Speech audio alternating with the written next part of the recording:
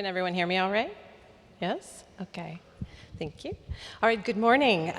Let me start by thanking the CODART Program Committee for this invitation to speak. I am honored to be included in such a robust slate of speakers, and I look forward to discussing these topics raised here in formal and informal discussions. I will say at the outset, predicting the future is really hard. So I'm going to do my best, but we'll see what happens. So in the past decade, we have witnessed a veritable wave of record auction prices, high-profile acquisitions, exhibitions, and significant research projects and museum programming devoted to women artists. It seems nearly every day that announcements, press profiles, and conferences are celebrating the rediscovery of a forgotten female artist or heralding an initiative or new organization devoted to foregrounding women's contributions to the history of art. It's heartening to see colleagues around the world taking up the important work of recuperating and championing the stories of artistic women of the past. This Congress and the exhibition here at the MSK we are all here to see is just the latest in a robust outpouring of scholarship and a reassessment of institutional and ideological priorities. And let me tell you, I am here for it. I applaud these accomplishments and encourage us all to do more.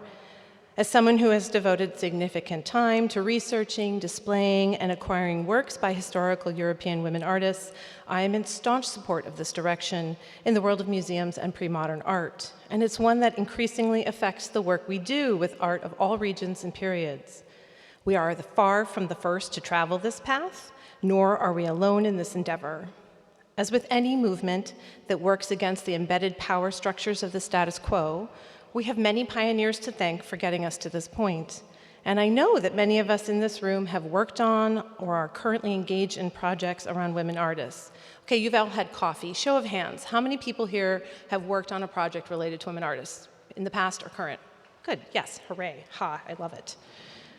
At this particular moment, it seems that this focus on women artists in museums has taken hold of our acquisition policies, research priorities, and exhibition programming in a profound and high-profile way. But when I was asked to give some remarks on what the future may hold for this currently robust focus on women artists, I have to be honest that my response was not immediately and unquestioningly positive. When I saw this year's title of the Women in the Rijksmuseum conference, which I just attended, I found myself wondering if, in fact, the future is female. My doubts are not directed as a criticism to the Rijksmuseum or any other museum involved in our current trajectory in bringing forward voices of historical women artists, patrons, and institutional custodians or scholars. My concern around this question of a future viewed through a feminist lens grows out of my witnessing a profound absence of historical women's voices in creative production during my curatorial training, despite the undeniable and paradigm-shifting output of scholars such as Linda Nochlin, Rosika Parker, Anne Sutherland Harris, Eleanor Tufts, Elsa Honing-Fine, and Germaine Greer, among others. As someone who attended college and graduate school in the 1990s and early 2000s, do not do the math in your head. I clearly remember being told that women artists was not a topic worth exploring if I was serious about pursuing a curatorial career in European art of the early modern period. Instead, it would be more appropriate for a degree in gender studies. And I attended not one but two schools where Linda Nochlin had been on the faculty. The tacit, or sometimes plainly stated understanding then, was that feminist art history was a siloed, niche course of study that pertained more to theoretical concerns around modern and contemporary art, rather than locating and working with objects made by women of the pre-modern era. The disconnect between this attitude and the profound scholarship on women's artistic production that continued through the 1980s, 90s, and early 2000s, including the foundational work by Catiline on Anna Maria van Schoorman and Michelina Woutier, makes me wonder what happened to prevent it from becoming a default consideration in curatorial and museum practice. Let me say at the outset that I am not here to minimize second wave or later feminist historians' transformational effect on our course of discipline. Their decades of hard-won recuperative work on behalf of women artists have irrevocably changed my and subsequent generations' approach to our understanding of art and society of the past, as well as our lived experience of the present. But foundational as second-wave feminism was, it seemed that in the decades that followed, their efforts did not translate into the museum setting at large.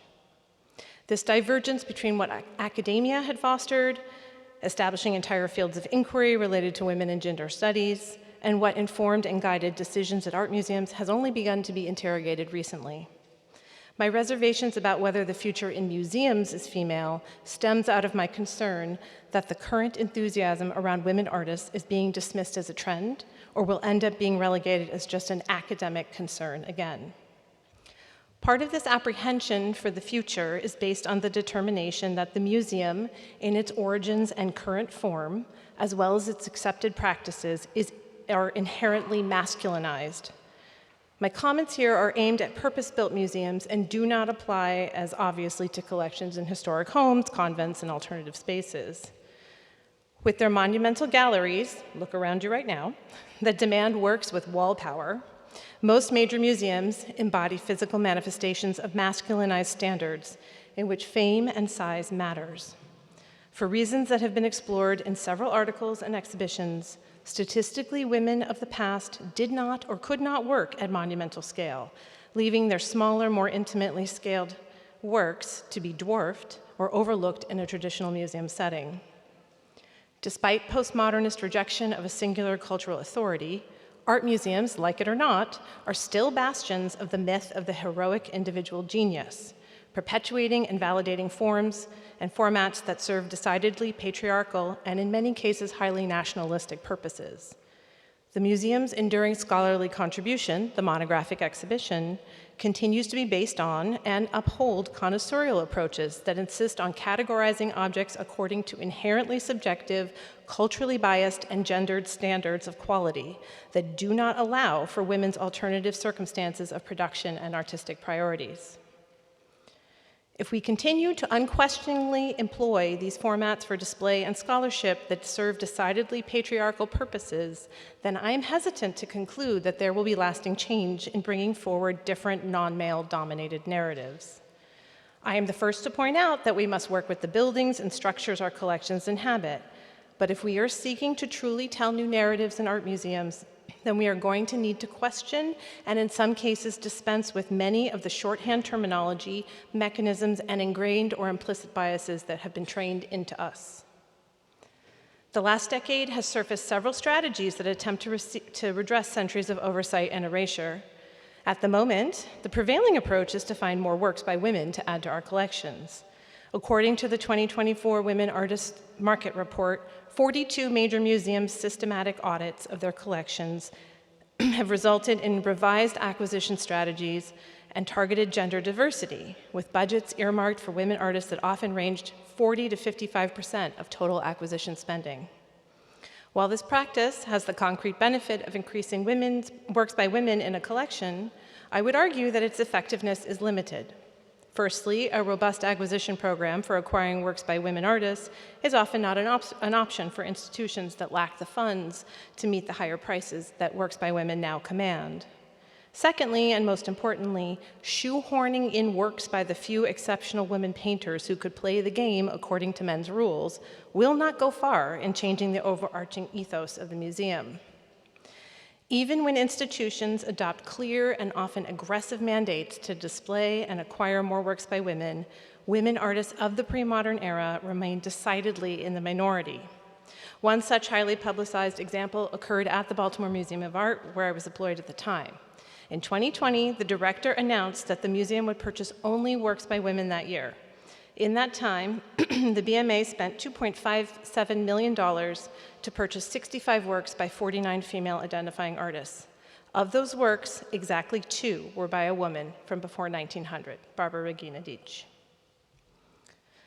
Aside for the opportunity for feel-good press attention, acquisitions are unfortunately but one small piece of the puzzle, because the type of work most major museums are looking to acquire continues to abide by the male-dominated hierarchy of painting and large-scale sculpture. The result is the perpetuation of the fallacy that women artists of the past were rare. The reality is that professional women painters were less common during the early modern period, but women involved in the arts and other formats and capacities were not uncommon at all. This belief that putting up more paintings by women will fundamentally alter institutional and public awareness reflects our eagerness to right the balance of the gross disproportion of women not represented in our collections. But it fails to get at the heart of a more effective and lasting change in institutional practices that reify the gendered hierarchy of artistic formats and media. While we should certainly continue to look for every opportunity to bring women's works into our collection, we should also be asking ourselves what kind of works and how we can adjust our expectations of what should be on view in our galleries.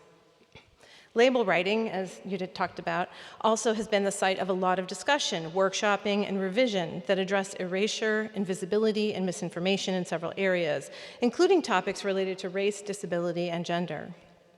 Many label rewriting projects, such as the one led by our colleagues at the Women in the Rijksmuseum team, are addressing the problem of women sitters who are identified by their husband's name only or relegated to anonymity with the ubiquitous moniker "and wife."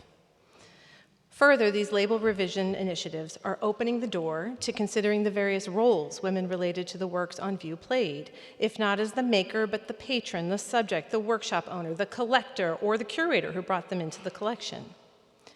Examining and in some cases exhuming institutional histories can yield fruitful results in locating women's contributions to museum collections that would remain otherwise unknown.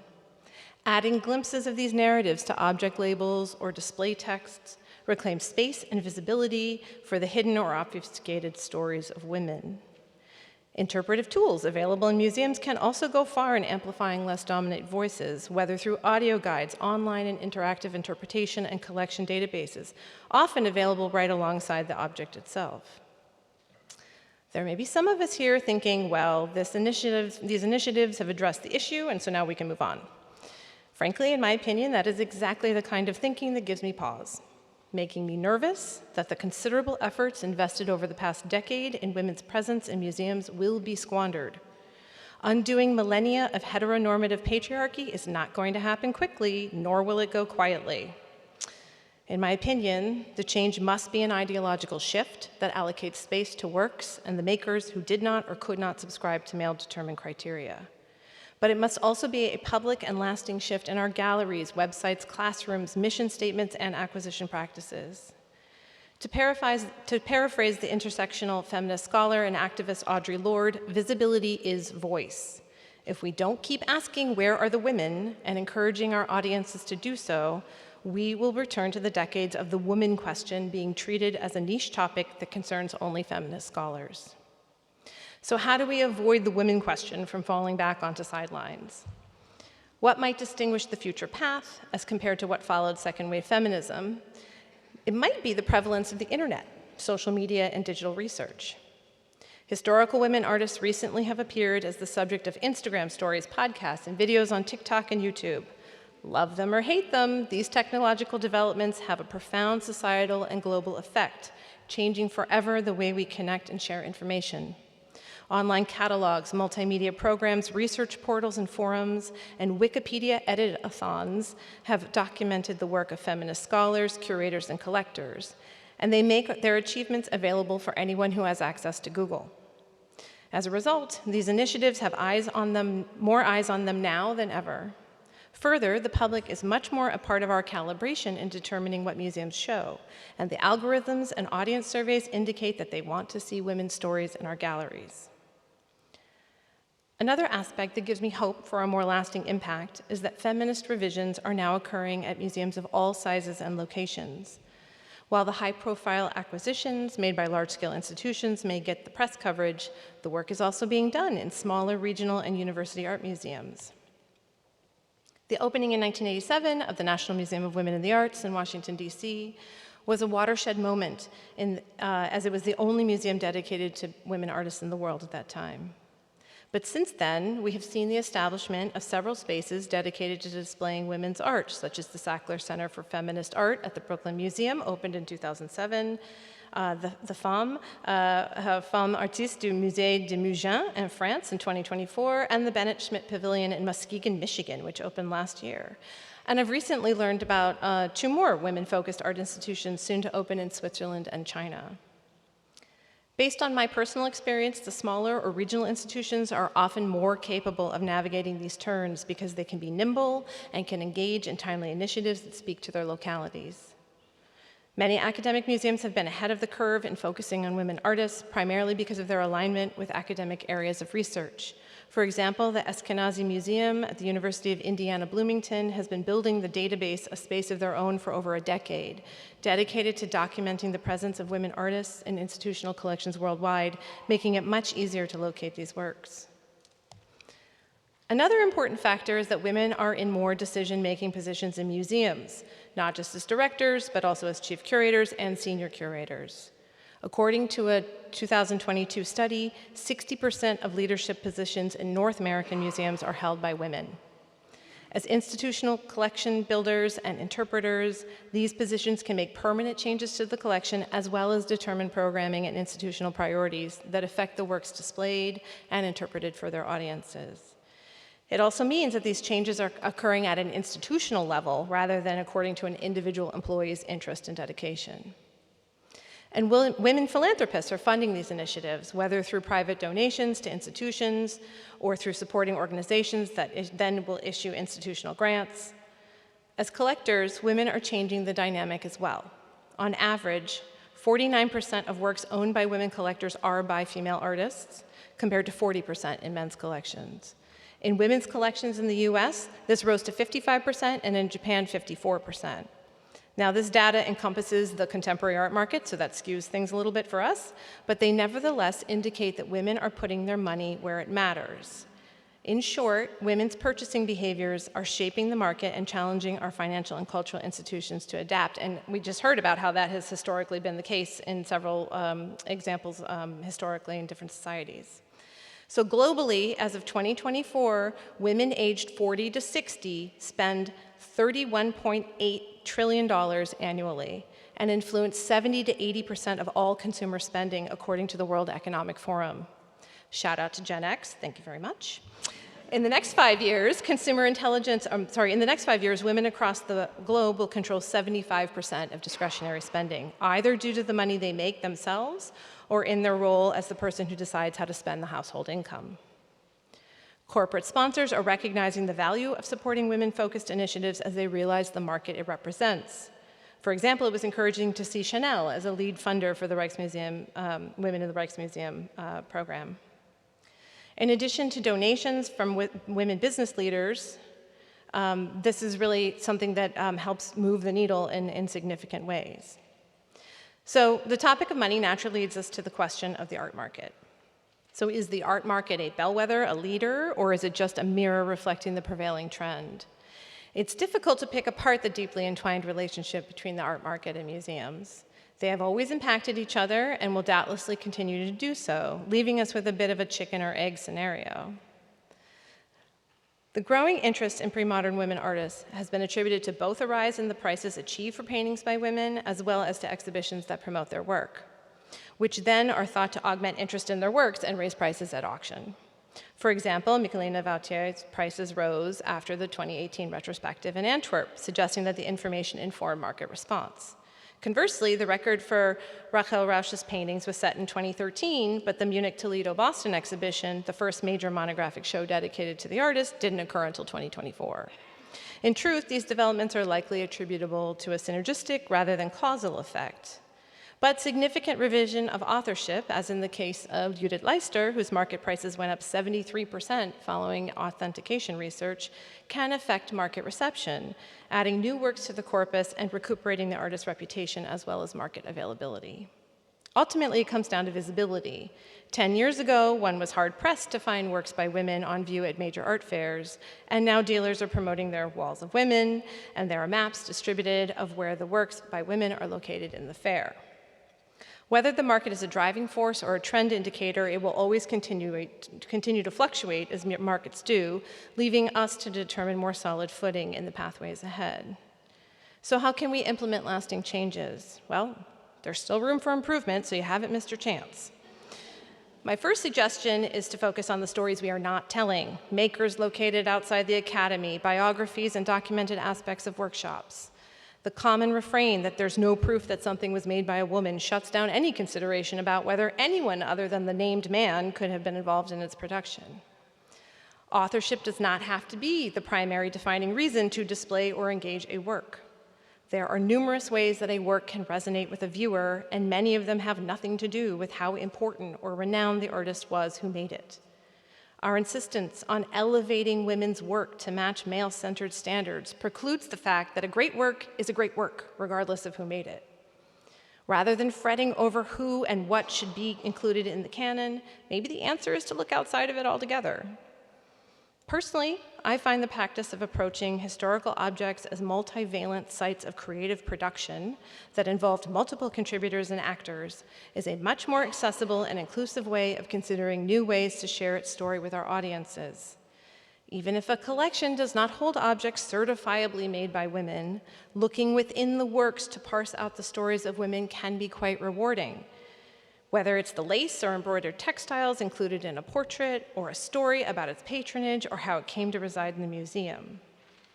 Further, integrating a variety of media in our galleries not only opens the door to telling women's stories, but it also often reveals makers of differing class and race whose names are not typically recorded or fully documented.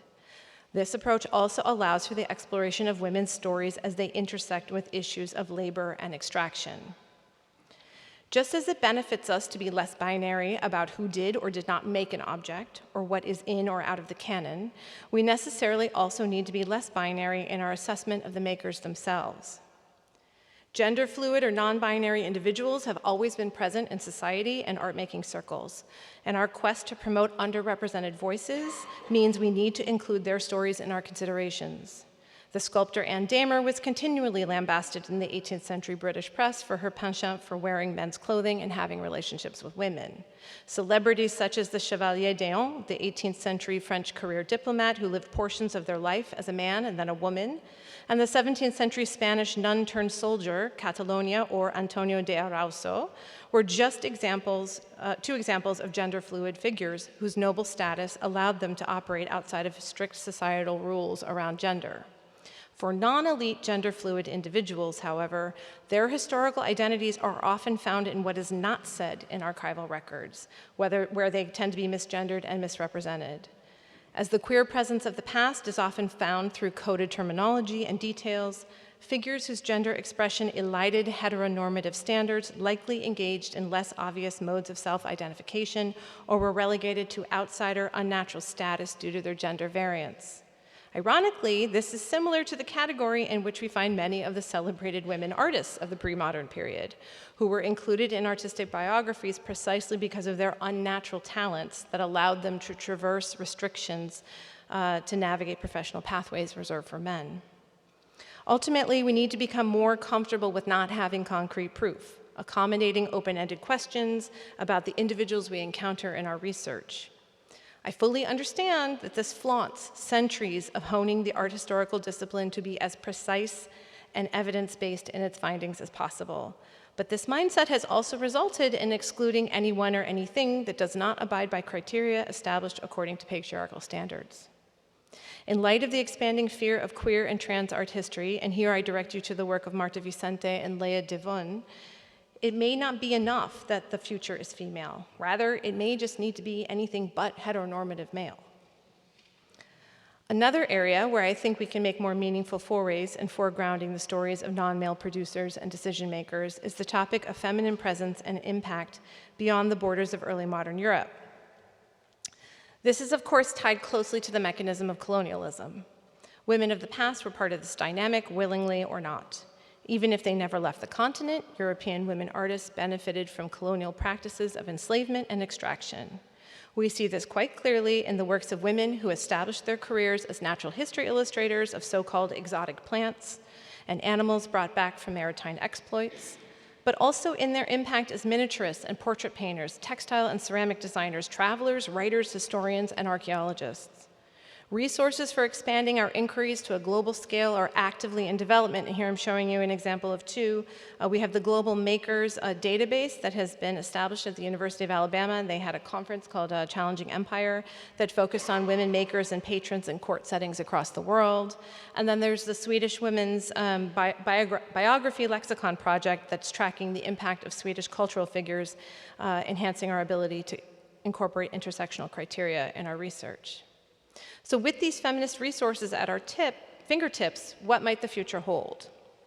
To take the proverbial temperature of the moment, I conducted a highly unscientific survey of colleagues in the field, curators, professors, art professionals, graduate students, and those who work in the market, asking whether they felt this current trajectory of foregrounding historical women artists will increase, decrease, or persist. Their answers, and then I want to thank some of you in the room who contributed to that.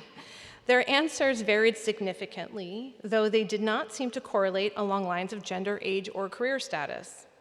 Some wanted a future museum that showed work by women highlighted in resolutely equal numbers as those by men. Some wanted men's work to be in the minority, and a few wanted a future museum that displayed women's creative output without fanfare, a parity that didn't need to be called out. Many of those representing the art market felt that the current obsession with women makers was not sustainable, that a pendulum swing back to the status quo was due, while others predicted that high-profile women artists would continue to garner high prices, just as high-profile male artists do. While no one can predict the future, the lack of a clear direction in their answers makes me think that the future is going to be what we make of it, that we, as curators, scholars, and researchers, are at the forefront of what comes next in the museums of the future. If we want to continue to diversify the stories we tell, then the experiences of women and non-binary people need to have a place in it, with their narratives receiving the same attention, care, and research afforded all the other works in our collections. Is the future female? Or is the future a place where engaging historical works of all media are presented on equal footing so that their multivalent histories, including makers and managers, creative and material contributors, patrons and subsequent owners, and those who ensured its preservation and presentation in a museum, can be acknowledged in robust multi-platform physical and virtual channels where fuller stories can be told? No one can predict the future, but I believe we have the tools, inclination, and audiences to not return to the status quo, to continue to demand knowledge about art made by those operating outside of male-dominated mechanisms or identities. The fundamental key to achieving this goal, in my opinion, is to remain open, supportive, and curious about a past that is as complex and layered as the moment we live in now. Thank you.